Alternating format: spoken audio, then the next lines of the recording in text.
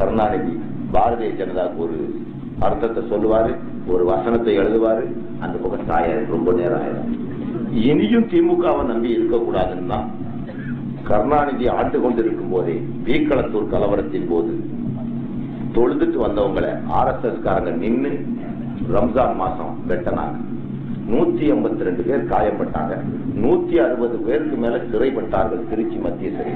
அவங்கள உடனே ஜிகாத் கமிட்டி வெளியிட்டு கருணாநிதிக்கு போன் பண்ணும் போது இந்த ஸ்டேட்மெண்ட் சொன்னார், வைடா கீழே போனேன். அதோட சரி, இன்னைக்கு வரைக்கும் அந்த ஆளை நான் பார்க்கல. ஆனா இன்னைக்கு நம்ம எவ்வளவு வலுவோட இருக்கோம்னா, நெய்சா ஜெயலலிதாட்ட ஒரு அண்டர் கிரவுண்ட் அண்டர்ஸ்டாண்டிங் போட்டுட்டு கருணாநிதியை நான் தட்டி எடுத்துறேன், என்னை 8 மாசம் ஜெயில் வச்சுட்டார். இந்த புஸ்தகத்தை வெளியிட்டு இருக்கா, புஸ்தகம் இருக்கா, ராமகோபாலன் ஒரு புஸ்தகம் வெளியிட்டான். அந்த புஸ்தகம் இந்துஸ்தானத்திற்கு ஆபத்து, இந்துவுக்கு ஆபத்துன்னு ஒரு நூல் வெளியிட்டான். அந்த நூலிலே என்ன எழுதினான் தெரியுமா? பெருமானார் ஸல்லல்லாஹு அலைஹி வஸல்லம் அவர்களை பற்றி எவ்வளவு கேவலமாக வர்ணித்திருந்தான். பெற்ற மகனின் மனைவியவே அவர் கற்பழித்ததாக எழுதியிருந்தான். அந்த நூலை தடை செய்யாம அதற்கு பதில் கொடுத்த இந்த நூலை தடை செஞ்சார். தடை செஞ்சு இந்த நூலுக்காகவே என்ன கைது செஞ்சார்.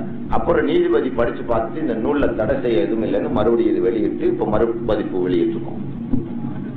ஒரு முறையாவது இந்த 25 மாத கால ஆட்சியில தான் ராம்சிலா பூஜைகளை கருணாநிதி அனுமதித்தார். இந்த பேரணாம்பேட்டில கூட தூக்கிட்டு செங்கலை தூக்கிட்டு போய் பெரிய கலவராச்சு. ஏத்தா நினைப்பு இருக்கா? டிஎம்கே கவர்மெண்ட்ல அன்னைக்கு யார உள்ள அடிச்சாங்க, அடி வாங்கினது யாரு? அந்த செங்கல் முஸ்லிம்களை உதைச்சான், அவனுக்கு பாதுகாப்பு கொடுத்தான் கருணாநிதி. இப்படித்தான் எல்லா ஊர்லயும் செஞ்சாரு. கேட்டா பாரதிய ஜனதா கட்சி தேசிய முன்னணி அரசின் ஒரு அங்கமா இருந்துச்சு. அந்த நேரம் சிறுபான்மை மக்கள் அவங்களுக்கு உயிரை கொடுப்பேன் மயிரை கொடுப்பேன் பேசின கருணாநிதி மயிரை கூட கொடுக்கல.